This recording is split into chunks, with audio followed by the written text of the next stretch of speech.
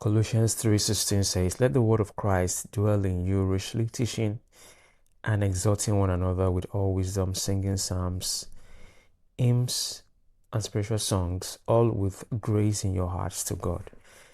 This is talking about the collective experience of the church. In a way, it's shaping out for us what should be like the basic components of believers gathering together. So we say one another, let the word of Christ dwell in you, richly teaching and exhorting one another with all wisdom, singing psalms, hymns, and spiritual song, all with grace in your hearts to God. So the act of singing in the church is not just something that you can just delete. It is so core to the experience of our life. It's a unique way that songs connect with our hearts. Did you see how Paul said, singing all with grace in your hearts to God?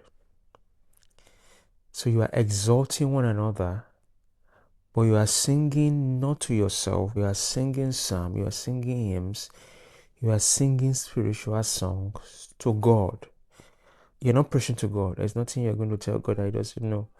He's origin of knowledge, is the author of knowledge. But the singing is to God. Now we need to put that in mind to begin to understand that this singing is not to me. This singing is not about how great I am. It's about Him. This is the different classification now. So in a way, we're capturing an horizontal relationship and a vertical relationship. The vertical relationship is typified by singing to God.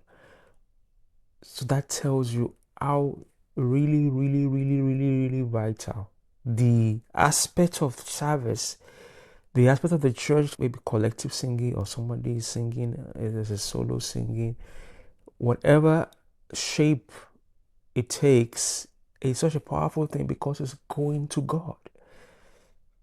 You can imagine it ascending to God in heaven, reaching to God, connecting to God, something that is flowing to God.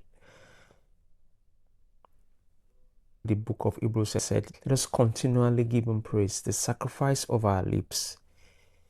So I want to propose this idea that the singing of psalms, which we know what the psalms are, the 150 chapters of the middle of our Bibles, by the time those were written, what was in the forefront of the people's mind is a revelation of the Father, right?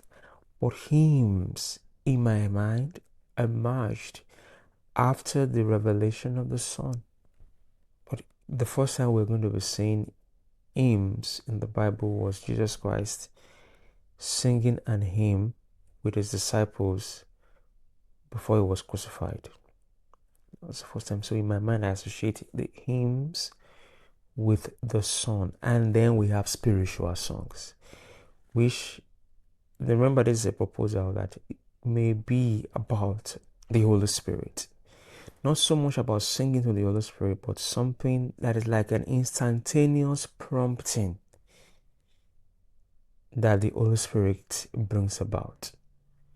While the first one, the psalm, is ancient, is old, and communicates how the people there connect with the Father. The hymns in my mind is about the exaltation of the Son. The spiritual song is about the instantaneous promptings of the Holy Spirit. Think of that. That is my proposal of how to see psalms, hymns, and spiritual songs. God bless you. See you later.